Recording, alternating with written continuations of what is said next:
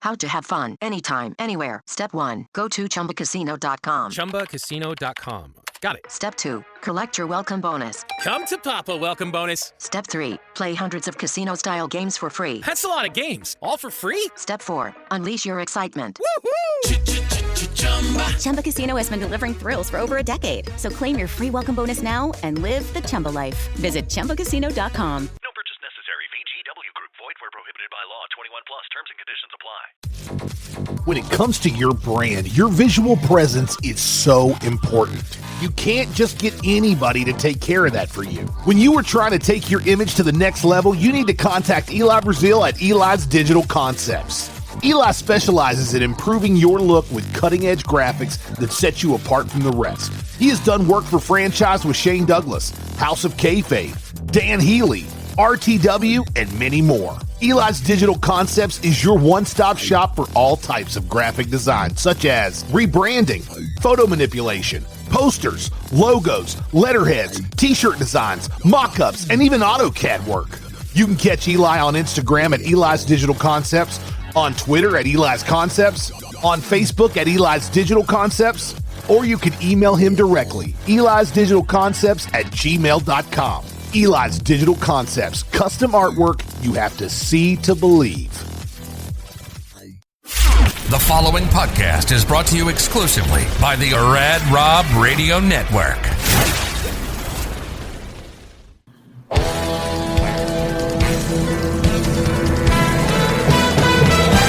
Welcome to Straight Up 5 with Johnny Petraglia Jr. This podcast is hard-hitting, in-depth, cutting-edge look into the sport of bowling. You will get unfettered access into the mind of one of the most gifted bowlers of this generation, who just happens to be the son of a living legend. So, without further ado, let's introduce you to the host of the show, Rad Rob, Rob Francois, Dr. Ocho, and the incomparable Johnny Petraglia Jr. Hey guys, welcome back to episode 6 of Straight Up 5 with Johnny Petraglia Jr. I am your host, Rad Rob, Rob Francois, joined by my co-host, who never gets any credit for all the great work that he does on this show, on my other shows, really in general, because he is a general doctor. It is the one and only Dr. Ocho. What's up, buddy?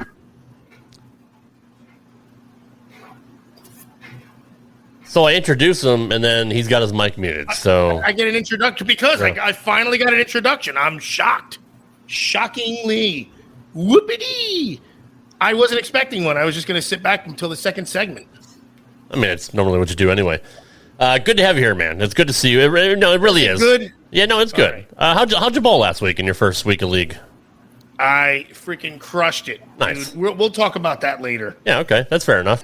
We're also joined by the star of the show, the most handsome bowler in the world, Mr. Johnny Petraglia Jr. JP, what's going on, buddy? Gentlemen, living the dream. All is well back here in Vegas. How are you doing tonight? Very, very good. How was your trip last week? Very, very enjoyable. Thank you very much. It was a pleasure seeing my old coach, Dr. Ocho. And I got to spend some quality time with the family, had a nice birthday, and got to watch my best friend get married. Yeah, I'd be remiss if I didn't mention your birthday last week. I meant to wish you a happy early birthday, but now I have to wish you a happy belated birthday. And Ocho's kind of an asshole, too, for not saying anything. But You're just not a nice guy, Rob. Happy belated birthday, Johnny. I appreciate it. And I am going to defend the Ocho here. He did wish me a happy birthday when I was home. Always do. That's fair. That's fair. Okay. All right. Well, I'm just. By the way, you said he's the most handsome bowler. I mean, like that's like saying like you're the world's smartest horse. Like, what happened? Like, I knew you were going to catch me that. What is that? He's the most handsome guy who works in the sewer from 12 to 2. That was like, what the fuck, man? That was a Rad Rob faux pas. I did not mean that. Johnny is. Oh, so he's not handsome? Jesus Christ! All right. You're just a dick. Before I dig myself any deeper a hole than I'm already in. Let's get into the first segment. Let's get into what is Johnny Jr.'s mind in this edition of Petraglia Unplugged. And yes, you have to listen to the 15-minute intro. Right. It's now time for Petraglia Unplugged. We never know what Johnny is going to say, so if you have small humans around, you may want to have them leave the room. We'll wait. No, really. We literally have no idea what Junior will say. Great, thanks. Here is Petraglia Unplugged. All right, Mr. Petraglia. You brought the thunder last week, so hopefully you're going to bring it again this week. What is on your mind? This week, what's on my mind is commentary. And it's not only spawned from what I feel is lacking in the commentary of the PBA Tour, it's what I think is not lacking in all of the other sports that I watch, which just kind of happens to lack in ours. My opinions are a little bit skewed, but I grew up listening when bowling was on ABC to Nelson Burton Jr., Chris Schenkel, and even watching older videos, listening to Billy Whaley. And I always appreciated the fact that when I would listen to those guys commentate, that I not only knew the bowler and what ball they were throwing and what line they were playing and what they were trying to do and why their pivot step and backswing worked hand in hand with one another, I also knew who drove a motorhome and who had knee surgery and who was working for what charity to raise money. And I was able to form more intimate relationships with my heroes at that time. And it was all made possible by the stories that were told on a weekly basis. So, to tie in for me, what I see nowadays is there's more of an emphasis on the commentary in the sport on cracking jokes that half the time aren't funny and analyzing things that are actually out of the realm of understanding for a lot of people that tune into the telecast weekly. A lot of people don't know what the proper breakpoint board is and what the ball exiting 4.6 board is and why it crossed 18 and what the ideal line is and why the oil's red and why the oil's blue.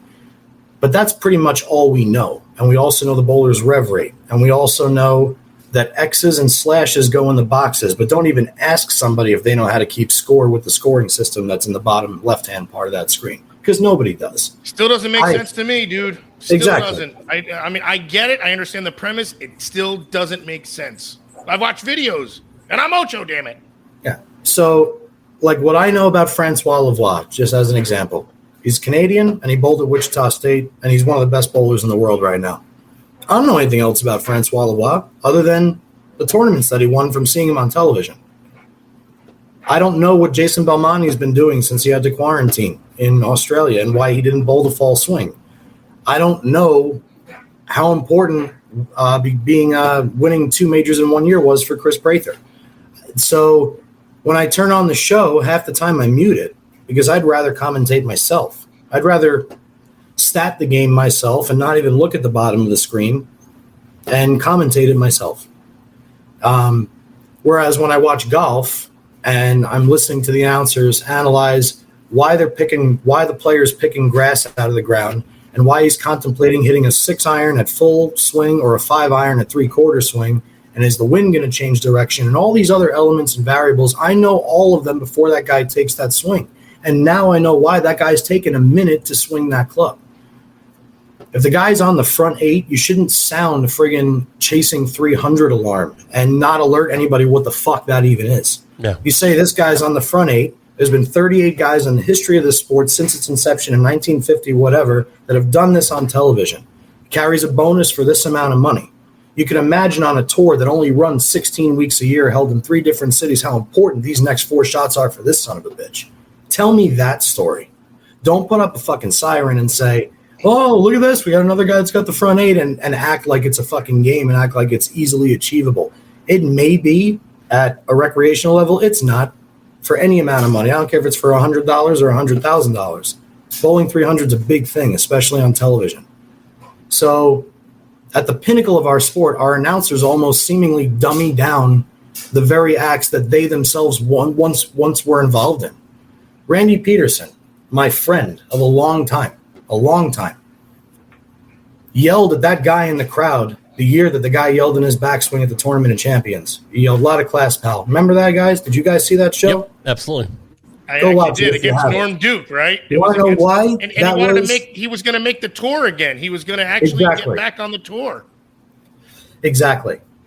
And hey, real quick, what did happen? But what did happen? I still don't know. He didn't win the tournament. No, I know that. But what did the guy do? Did he actually? I didn't know he yelled. I don't know. Because I remember him saying like stand like little statues or something like that.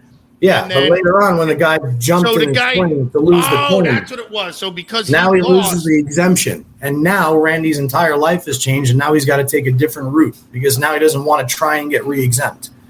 Like, that story should have been addressed as to why that reaction happened in that moment. That could be a documentary on Netflix, for Christ's sake. Right. It's so important. Yeah. And so it bothers me that somebody like Randy, who's one of the most passionate people I know and loves this sport more than anything, has gone to the side of like not even wanting to explain to the general public what his entire life was and what these guys' lives are.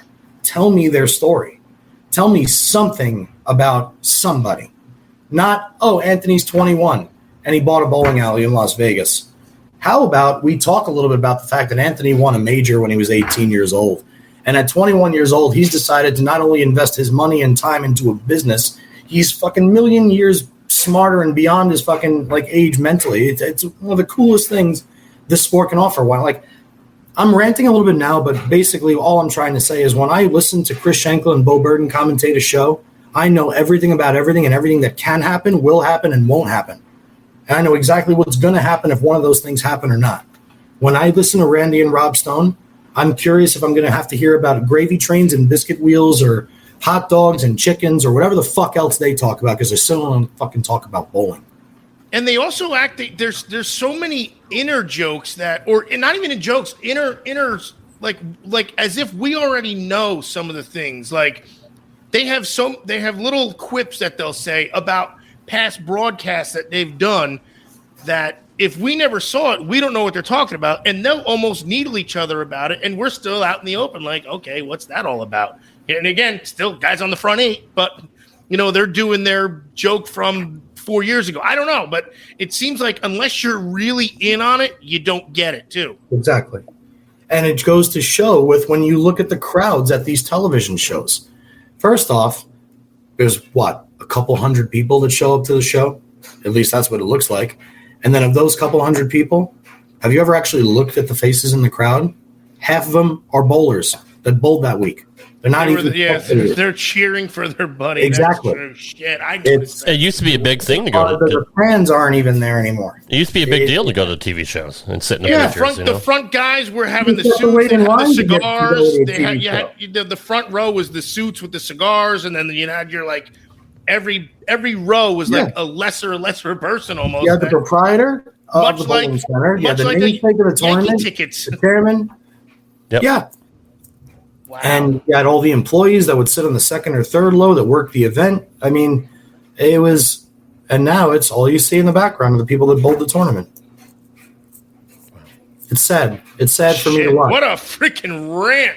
Dude, this guy is honestly, I swear to God, I'm gonna take this off only for a minute. I think about the Ultimate Fighter. The UFC was about to go bankrupt. Dana White bought it and then did this reality show called The Ultimate Fighter. And it sucks now, which is fine, but they've already made their billions. They wanted to learn the character of the guy, to learn the person. And it's the one thing bowling still. We know Pete Weber, we know Parker, we know Walter Ray, we know Johnny Petraglia, we know Norm Duke. We know them because we've watched them for so many years. But really, Johnny will throw a name out, and I'll go, I've heard of him. I don't know the guy, and I don't mean know him personally, but I don't know anything about him besides, like he said, he's 24, he went to Wichita, and he's a lefty, and that's it.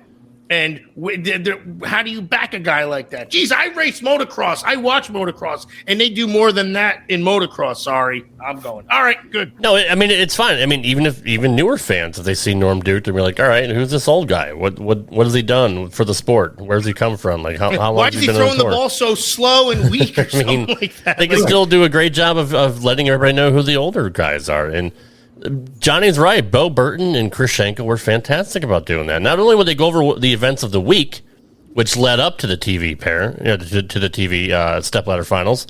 But they would say, this guy is from blah, blah, blah. He's 24 years old, married, 2 kids, and they would kind of go into a little bit of their backstory. And they would also have little interviews or little vignettes where they would talk to the players, in between shots or whatever. Or what are you going to do if you win this show and whatnot? And they would have a trophy presentation and a check presentation. Yeah, which they don't even do that now. At the end of the show, what happens? They throw the last shot. The other guy's not even done bowling yet. The match he just sits down. Like they walk right over the trophy. They pick up the trophy. They have 10 seconds to thank Vice, Storm, and Dexter, and Genesis, and thank you. I love you. I'll see you when you get home. And they cut air. Now, back in the day, sometimes they would go over because they're up against Wild World of Sports. So Chris Schenkel would be like, just interrupt somebody in the middle of their speech, like, all right, we got to go. See you next week to the Chesapeake Open. Right. But it was a rare occurrence. Yeah, it was. It's like they planned for it now. Right. They're like, we got to make sure we leave at least 8 seconds so we can lift the trophy. It's 6 to 8. Stupid question. What would did you say 6 to 8, you dickhead? Okay. How long was the allotted time for a bowling broadcast in the 80s-ish? Did they do 2 hours, 2.5 hours? Because now I know it's like an hour and a half usually, right? I want to say it was an hour and a half, Johnny, maybe 2 hours, and then Wide World of Sports would come on. An hour and a half. They were an hour and a half. But didn't have near the commercial time either, I got to figure, because they only had their certain – so they could show the broadcast and – A standard ABC show was – the show came on, everybody came out, they showed you the total purse, first match, Forkel Petraglia. Started within a second, within a minute. Age, where I'm from, how many titles, my week's average, first frame go. Yep. 4th frame commercial, 7th frame commercial, and during the second break, interview the guy coming for the next match. Yep. 10th frame over, commercial, come back, match 2. Tip of the week was after match 2, and they got 4 games in every week, no problem, same exact amount of commercial time. Now what they do... No lasers and freaking, Now, not only that, they don't even have 5 guys on the show. They only have 4. And sometimes they only have 3 games being bowled in a 2-hour time slot. And they still can't get the fucking trophy presentation. Idiotic. I can tell you I never remember Chris Schenkel's... And I even though I never watched anything after 84, but I never heard him talk about somebody's rev rate or... it wasn't a thing back then. Arrow, but I know, but that's I get it, and I don't think they're wrong in when they point it out when there's a miss. It's when it's the entire focus. So I mean, Bo would talk about why Walter Ray just threw a bad shot. Like I mean he would he was the best at breaking down why what you're seeing is happening. But Schenkel would paint it. He just painted the picture as if it was on radio. Mm-hmm. Where you could imagine what you're seeing. It's like and now on the right lane, standing at this, it was like you're on the radio. When they say going left to right on your dial for a football game. Yep. Schenkel could. The guy was beyond a pro, so that goes without saying. He's a pro's pro. He was. Yeah, this is some.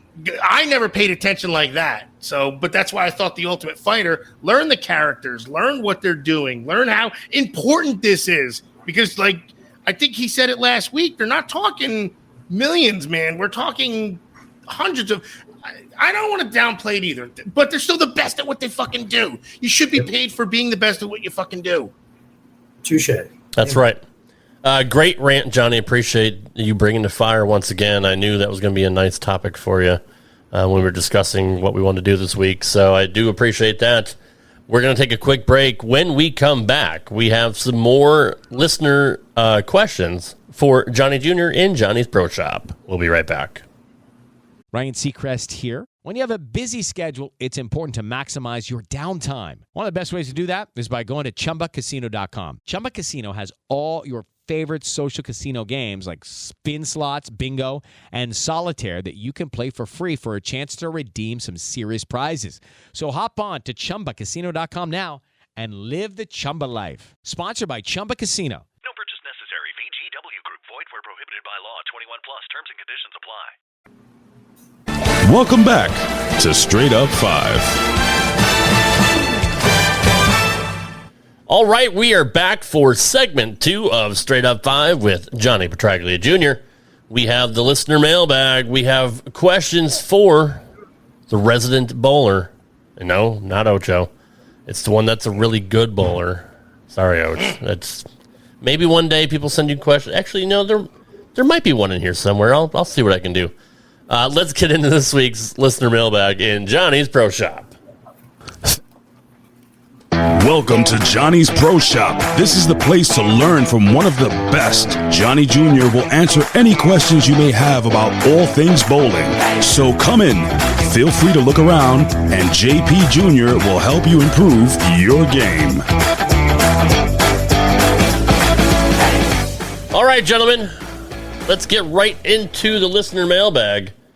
So many questions for Johnny, so little time. But I have selected the best of what we've gotten in this week. Starting off with Pete, and Pete didn't say where he was from, but Pete writes, "Hey, JP, I know you guys talked about the weight holes in balls and why they have to be filled in now, but why specifically did these things get banned? What was the sudden change?"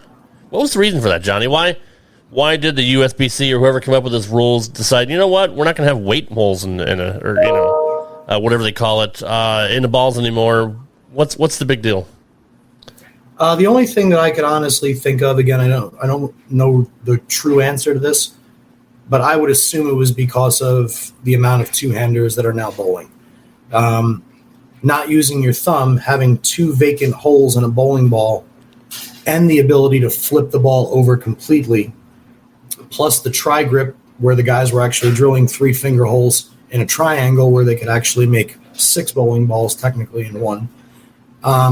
They had to, I guess, level the playing field in the respect that everybody would now have to throw. They wouldn't be able to manipulate a ball's change in direction or area of the lane that it does change direction or anything like that, with the courtesy of a hole that changes the entire schematics of the bowling ball, so to speak, changes the RG, changes the differential.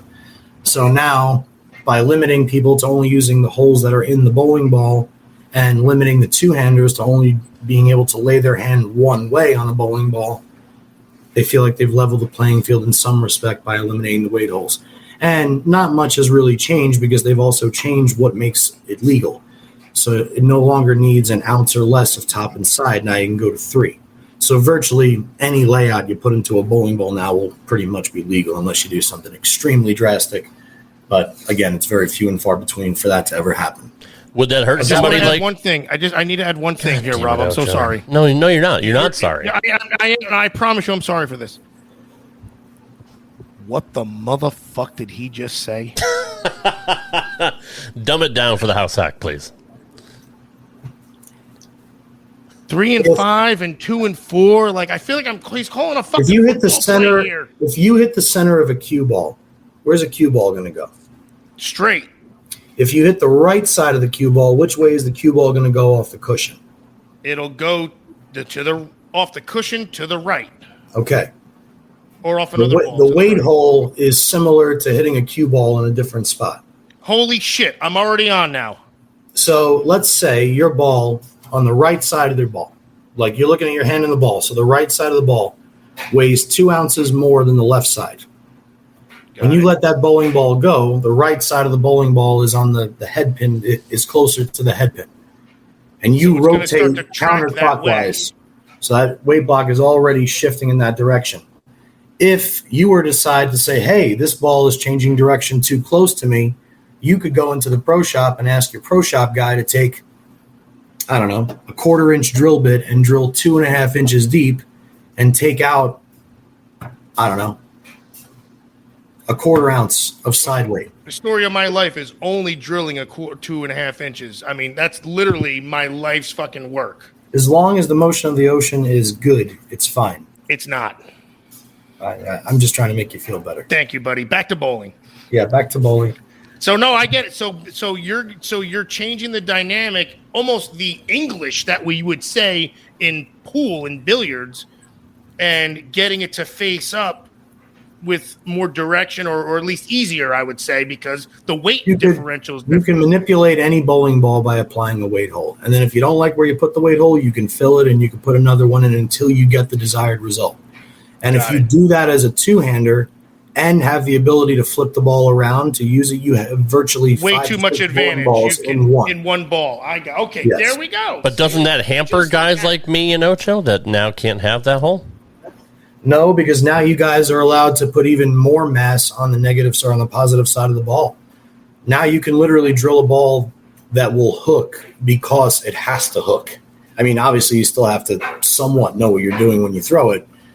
But yeah, you can have as much as 3 ounces of side weight now. That's better than a weight hole in most cases. All right. So okay. I don't want to say what the fuck did he just say that time because I kind of got it. But now the amateurs can follow as well, like Rob, because he typed in, "Hey, ask him what he really meant," and I just kind of play the guy. Queen B93 on Twitter wants to know, what are these oil patterns? Where do they come from? How do they get their names? And how many are there?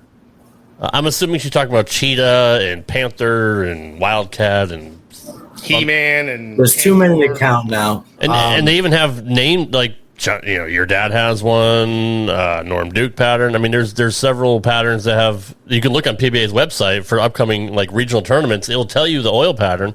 Some of the patterns are named after the pros. Here's what I do know about the patterns that I do know with the names. When they first started sport bowling and they started with patterns A through E. A was Viper. Eventually, this is what happened. A turned into Viper, C turned into Chameleon, E turned into Cheetah, D turned into Shark, and B turned into Scorpion. And B turned into Scorpion. Yeah.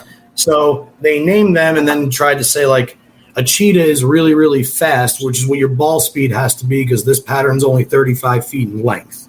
Or a shark is deadly and attacks in water, so you have to be prepared to play deep. And on the shark pattern, you have to play inside the fourth arrow. Mm-hmm. So they tried to do the animal patterns to address kind of what you were on. The chameleon pattern is very quick in transitioning. The oil moves around a lot. So a lot of lines look good, but you got to keep on chasing. That's not a bad idea right there, actually. It's not a bad idea.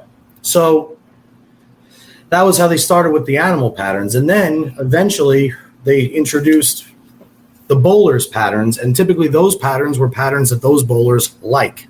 The Norm Duke and the Del Ballard patterns are short oil patterns. Those guys were really, really good at going up the lane.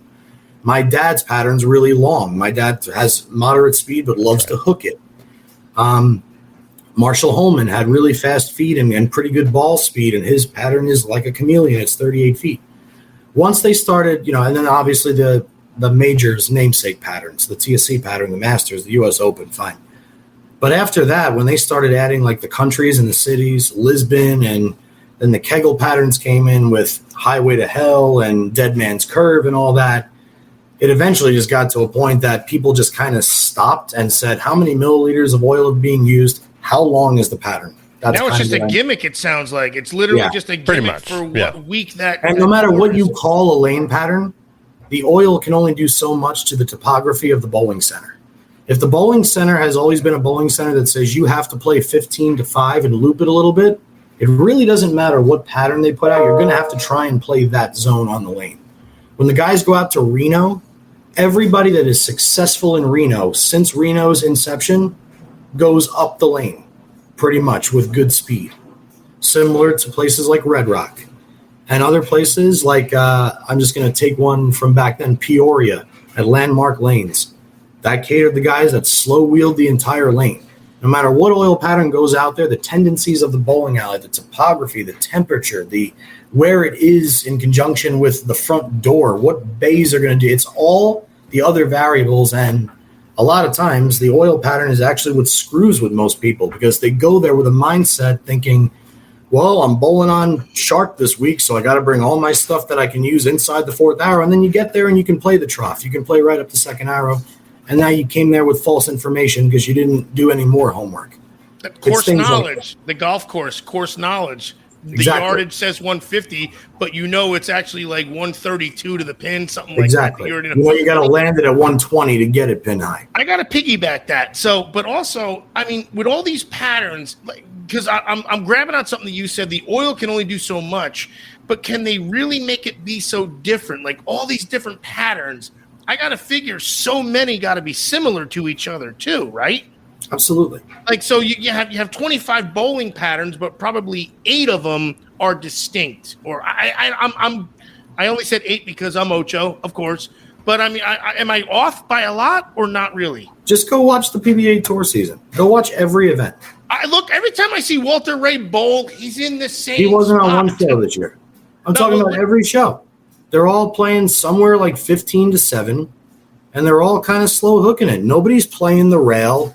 Nobody's in front of the ball return lofting halfway down the lane. Inside. Everybody's in the same zone every week, man, because now it's all about just getting the ball to change direction at the right spot on the lane.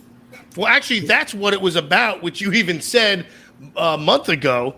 Technically, the entire sport of bowling is getting it to change at the same spot, which it still did in the 70s and 80s and now. So it's finding that spot. So maybe they're smarter than the oil patterns at this point. Is that possible? Absolutely. And the technology in the bowling balls, and the amount of bowling balls that come out now, it's almost impossible for those guys not to strike as much as they do with how much they're committed to getting better on top of it. And they're just that good at it too. Yeah, absolutely. And they have all the best tools in the world, and they bowl in the same centers pretty much all year. You know, even a fun documentary would be just being in the head of the bowler for the week.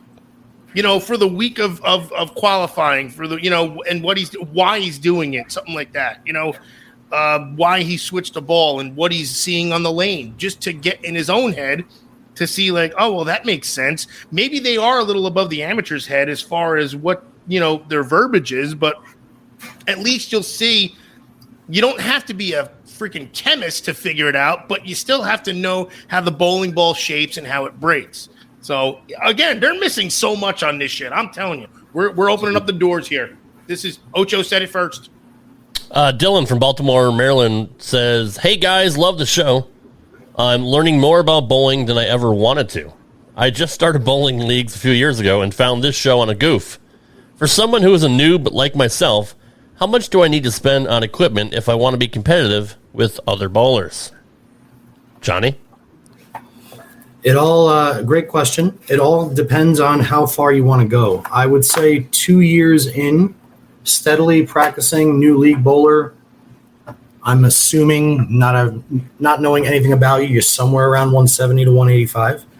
So in that average range, or at least that amount of time on the lanes, because I'm just comparing the average to what I know of people that are typically on the lanes for 2 years. Not to mention, if they were just a casual league bowler, they wouldn't give a fuck to be asking you a question about how to get better. So you can already assume that they have some talent, correct? Yeah, I might be undershooting the average here. So yes, that's exactly what I'm assuming. I was thinking overshooting the average, because like a guy just started bowling and he's a noob and he's got a 180. Like, what the fuck? But why is bowling that easy? Really what you need is a ball that you can make every spare with. That's number one. And that's a plastic ball. And pretty much any pro shop out the door, if you use finger grips and a thumb slug, it's going to be somewhere around $100, maybe a little bit more. And that's the most important ball in your bag. Let's face it. So invest $100, $120 on a plastic ball. Then you need a big ball and a medium ball. You don't need a small ball. Nobody really needs a small ball unless they're going to someplace like the Peterson and they know they need a ball that does absolutely nothing.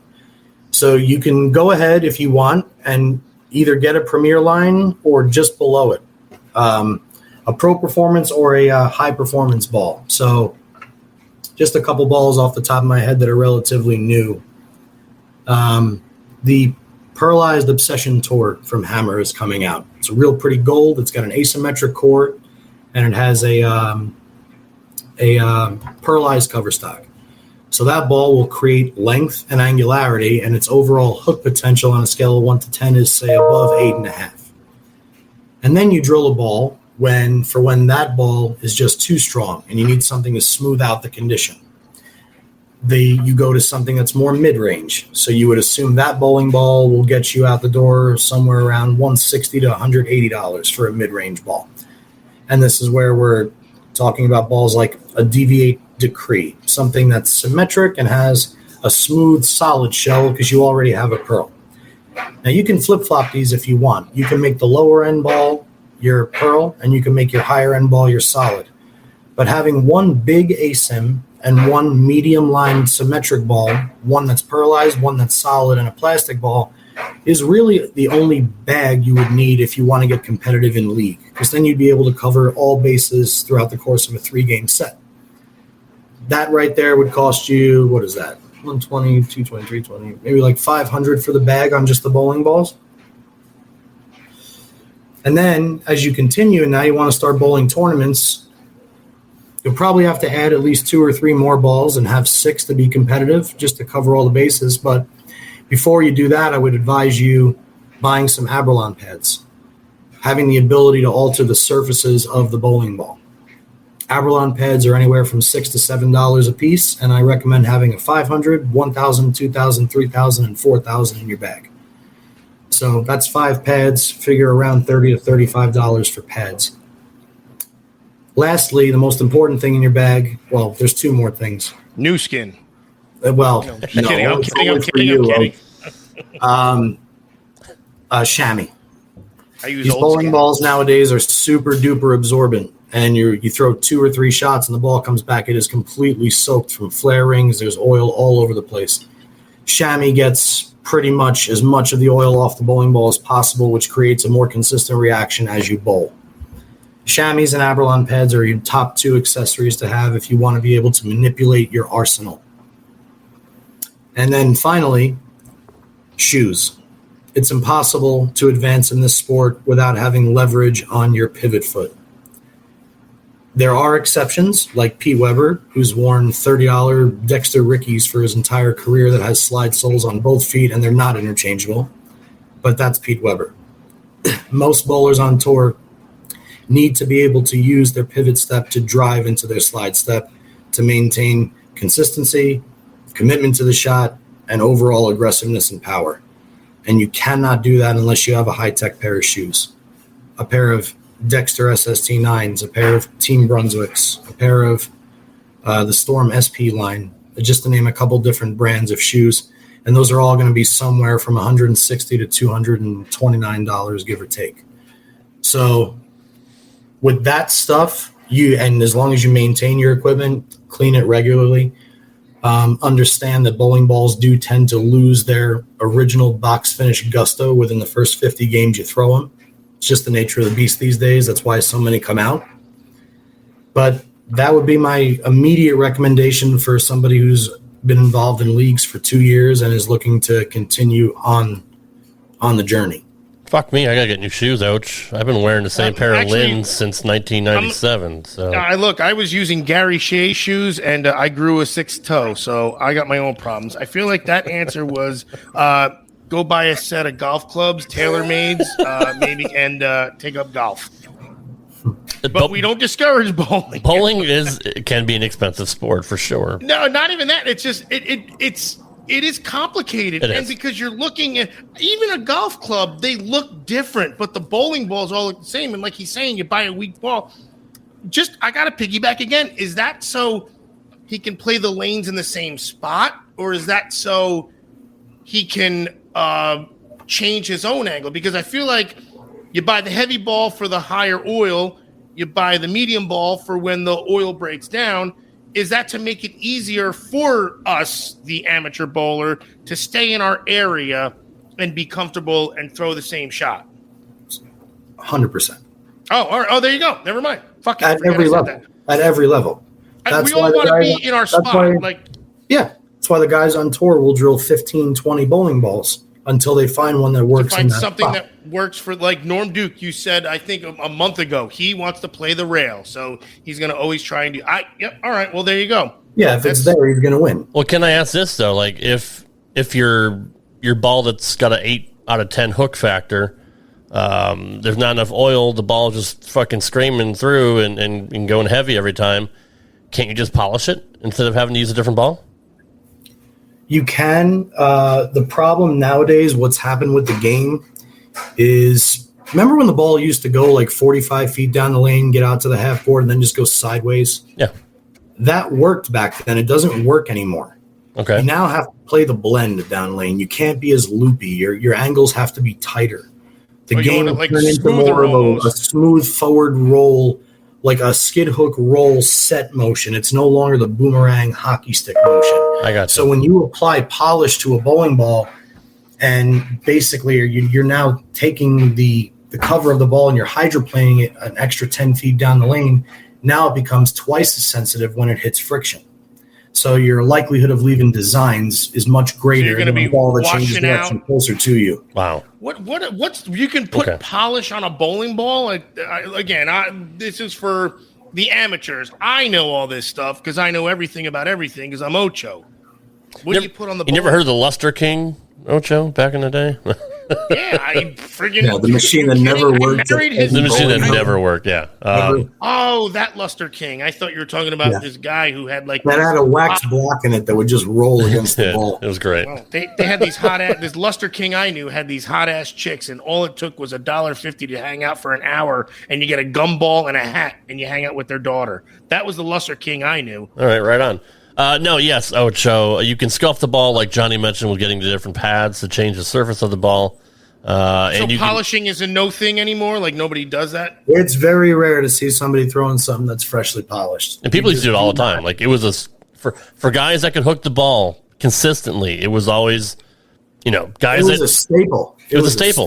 They would polish. They would polish, and for me, who couldn't hook it as well, I'd have to scuff the ball to try to get more grip, more so friction. This thing put a little layer of wax, you're saying, on it. Yes. But is it a consistent layer? Like, is it gooped up more in one area, or does it just kind of spin equivalently? Or it was depending on a crapshoot. Yeah, like sometimes you would open up the drawer and you would see all the white wax lines, but if you wiped it hard enough with a towel, it would come off and it would be beautifully shiny. Wait, you put it in like a machine. Door, like an oven door. Oh, like the ball in. Shit. And then the wax rollers would roll on the ball and it would heat it up. Yeah. And then it would run you could run it for 2 minutes, 5 minutes, 10 minutes. And the longer you did it, the shinier it would it would cost more for different levels of wax or polish. Like you can get and it did work, like a car wash. Was it sometimes it worked great.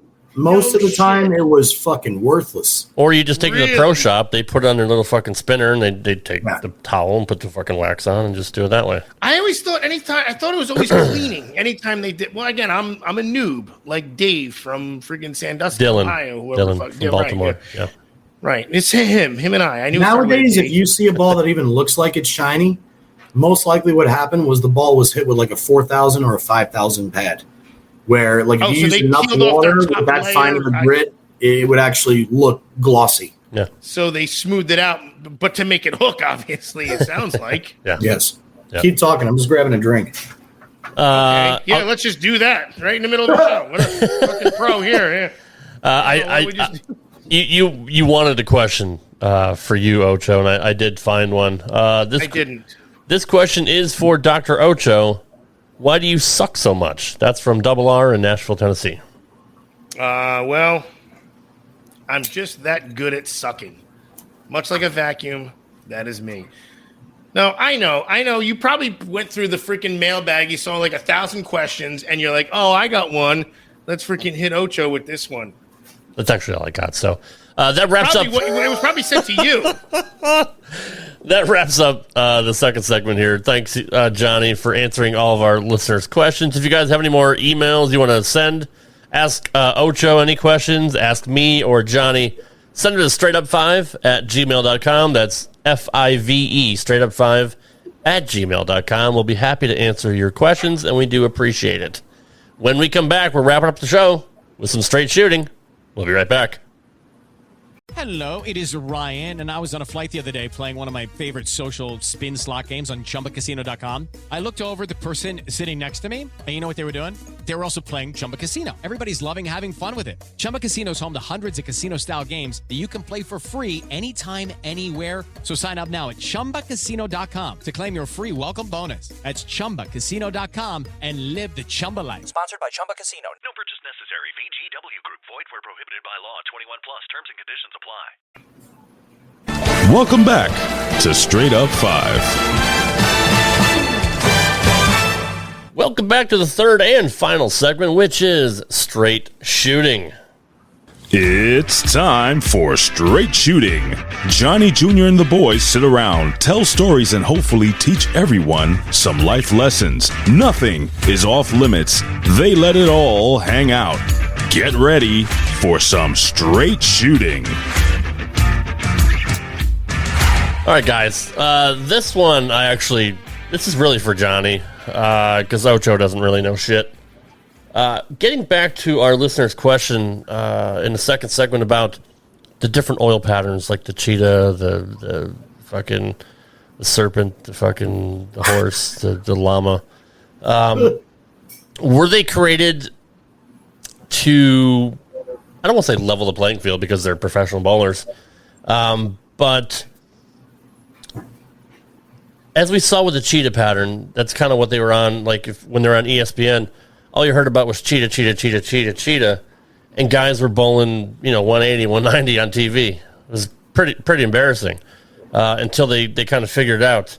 Why did they go to those oil patterns? I mean, for years and years and years, on ABC, it was either long oil, and then in the mid, early to mid 90s, it went to short oil. They never talked about different variations of. All right, there's 8 milliliters down 20 feet. There's 15 milliliters down the middle and 25. Why create the patterns, and how long? Why did it take the pros so long to catch up to it? It's a good question. I thought so. I think the patterns were introduced to separate the pinnacle of the sport and show how hard it was to be successful at that level. Didn't it hurt them though? Because then you're bowling like shit on national TV. Yeah. Because the general consumer watching the show says, well, I could fucking beat these guys. Right. So it looks like shit. But I don't know. I've never been a fan of the patterns, to be quite honest with you. Because to me, in a 42-game tournament, the cream of the crop always rises to the top regardless of the pattern. Mm-hmm. The problem for me that happened with the introduction of patterns was the patterns allowed certain bowlers to become better than they ever were. Okay. So it actually... For instance, the cheetah. The original cheetah was a strike fest. I mean, you had to average 240 to make the show. And all the guys that played the rail would actually be up top. Exactly. So you met guys who you'd never even heard of before, or guys that just didn't consistently make television. Yeah. And the first one that comes to my mind, as good of a bowler as he is Mike Scroggins. Mike Scroggins, who'd been around for a while, became a great bowler when sport bowling was introduced. Yeah, he had like a prior to that run. That's it. But prior to that, he came out on tour in 1988. Mm-hmm. He won one title in 1992 on a Brooklyn hit, and he never made more than $26,000 in a single season for his entire career. Then from 05 to 2010, he and Parker simultaneously during that time, Parker made over $100,000 every single year for 12 consecutive years on tour until the first year of sport bowling, when Parker could no longer do what he did for his entire career, and all of a sudden Mike Scroggins can do the only thing that he couldn't do for his entire career. And their entire slate switched for about 7 years, and Mike Scroggins was the new Parker. And what happened to Parker? He's like hanging on, trying to make the exempt tour one year. Scroggins wore that big brace too, like to make sure everything was always the same, just to fight, not even fight, just to accommodate the pattern, basically. Mm-hmm. And he had like a 5 or 6 year run where he wound up being the lefty, and then disappeared too. But go ahead. So but like, what the hell was I even saying? Where was I going? It was about Parker got eliminated. So sport bowling. So to me, it made guys like Mike Devaney make 2 or 3 shows a year because he got to bowl on Shark 2 or 3 times. And Mike Devaney loves to play the fifth arrow, and he's good. Okay, so now Mike Devaney gets to do that all week. He's going to do well this week.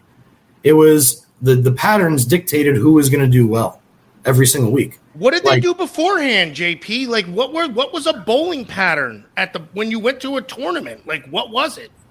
I don't. It was still harder. It was still a PBA lane machine, like in the era that we're talking.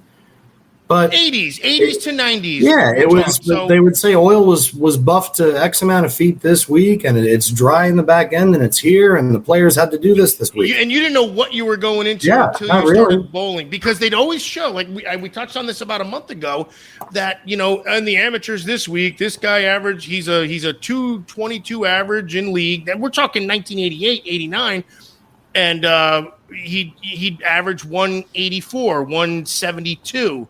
Would finish 320th, something like that. So of all those and still, like you said, the cream rises to the crop. So they would go there with same bowling balls. They wouldn't know what they're bowling on, and they'd have to.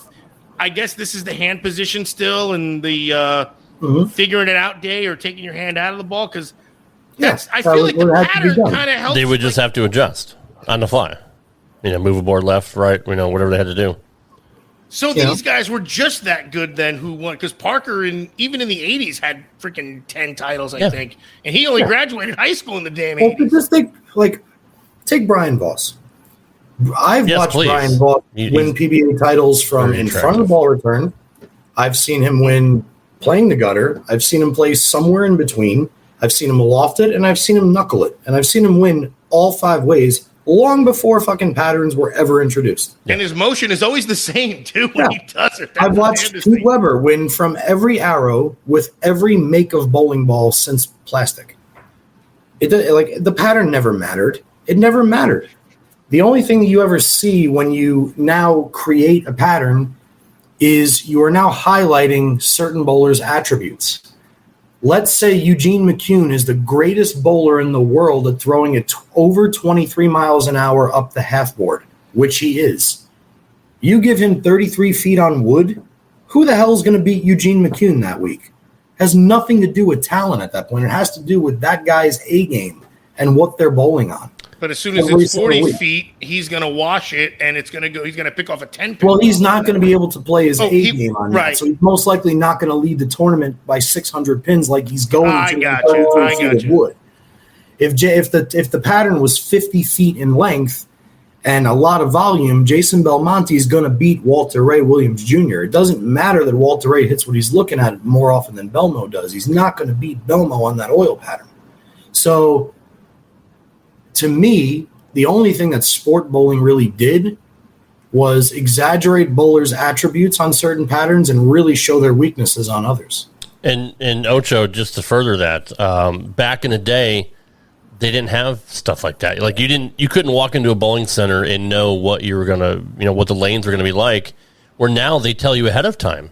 You can look at the regional schedule for the next, 6 to 8 months, and they're gonna tell you for the most part what oil pattern they're putting in that tournament. So you can already prepare for it. You can already know what you have to do, what balls you have to bring, where you're going to stand.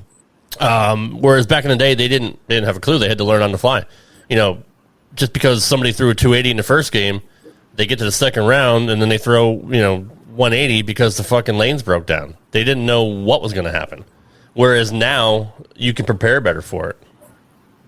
Yeah, I almost feel like even knowing, won't that be, it's obviously not a hindrance to those guys, but so now everybody knows where to play the ball, which means everybody tries to play the ball in that same area from the start, not even trying to figure it out. So there's got to be like a burnout thing on that spot then too, which I don't know. I almost feel like they're complicating it for themselves a little bit, but the cream still rises to the top.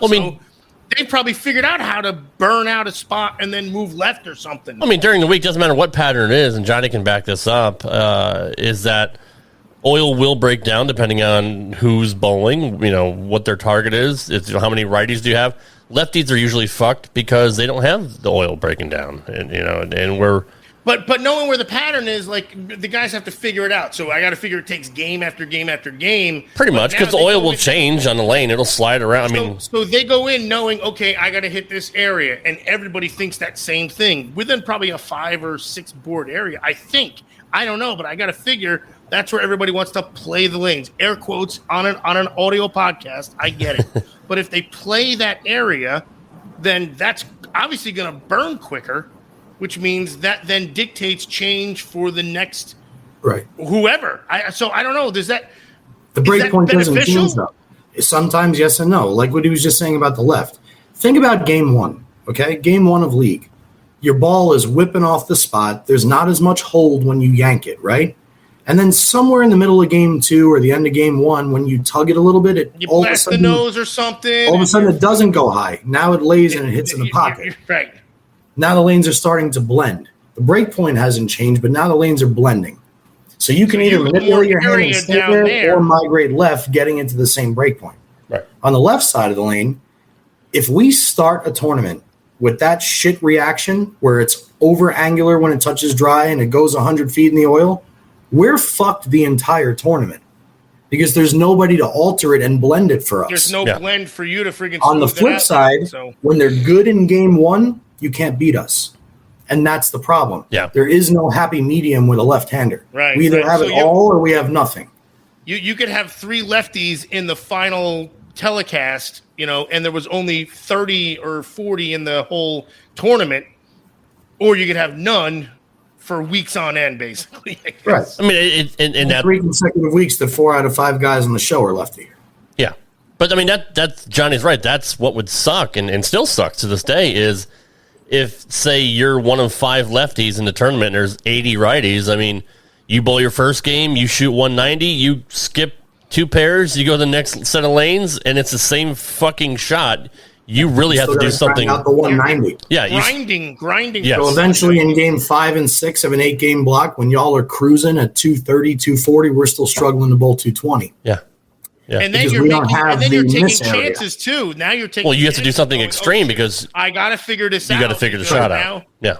I'm minus 300. I got to get to. And that works both ways for right-handers and left-handers. Righties have to chase the lefties on weeks that lefties are untouchable. The same way lefties have to fight for a check on the weeks that they don't have a prayer against the righties. It just there's a stigma against the left-handers because most left-handers, are assholes. And they have some sort of fucking sense of entitlement and they feel like they deserve to bowl on China every day of their lives. It's fucking gross. It's kind of why I wish I was right-handed because I don't think like a lefty. I was going at though because like again when all the righties do burn out a spot that has to change it for the. I know it blends. I know you say it blends, but if everybody and again I'm only going back to knowing what the pattern is. It has to burn eventually, doesn't it? Or no? I mean, there's so many bowling balls. The front part of the lane will burn. Right. The back end will not. Oh, so they just have to move left and hit the. Yeah. So they now you're still drawing the straight line to your target at 40 feet, but now you can't do it from the same laydown point. You have to change the laydown point. The blend is still there. They just have to miss the head part, which exactly. You can do that by throwing it higher. You can flatten your hand, or you can migrate left where there's still fresh head oil. Gotcha. And then there's the other thing, because eventually, when all of the righties in today's game, with the power games that they have, when they get into the 5th and 6th arrow, now we got nowhere to go on the left side of the lane. Because now you're taking everything.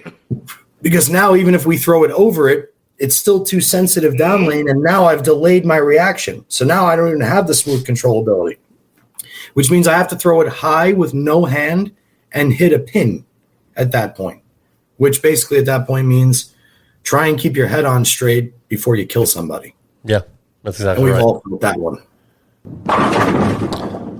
All right, guys, that means time is up. I do appreciate it. That was a great talk. I knew I would get a lot out of Johnny on that one. And really, that was for my own benefit, too, because I always want to know stuff like that because I never got too deeply involved just being a league bowler. Selfish. You know what?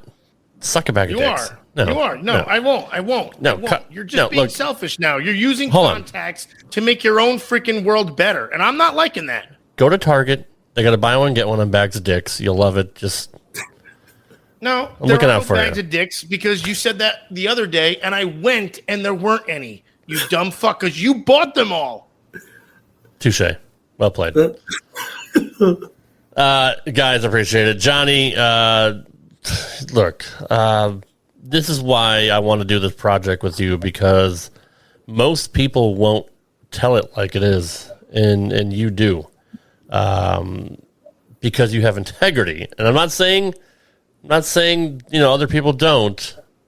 But there are people that kind of protect a brand or protect a PBA, and you just want to give out correct information, if you have it or not. That's what I like about this show, because it's different from any other show, because, long story short, where am I going with this, Ocho? Well, I was going to say, like, the fact that he can dummy it down too for that too, like for you, Rob. He's good enough to tell you the intricacies down to it's a science. It really is. He that's what I'm saying. He literally took that science about ball weight and my ball weight and freaking scrotum weight and dummied it down to like bowling terms to where like the amateur can understand too. That's the other point, which is what we're not getting also. On the television, you have to be a freaking pro to understand. You have to be on the inner circle to understand what the fuck they're saying. But he's also not blowing smoke up anybody's ass, because he's got nothing in it. He doesn't have a dog in the fight.